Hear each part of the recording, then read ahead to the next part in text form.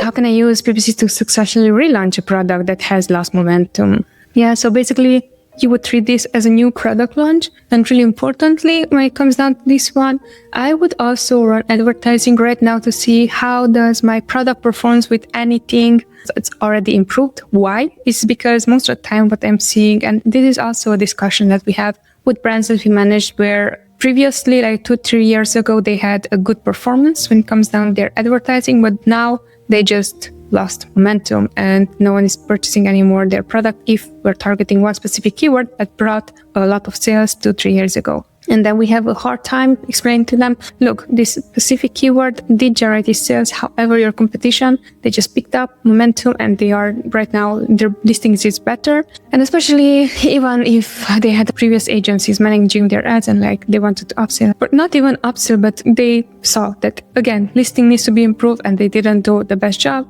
It's going to be very common, especially from people who are fearful when it comes down to, hey, I don't want to invest anymore into my listing. And it's going to be always like, oh, I should not be reinvesting again in creatives, in SEO and so on, which is, if you're thinking this way, I zoom out for clarity.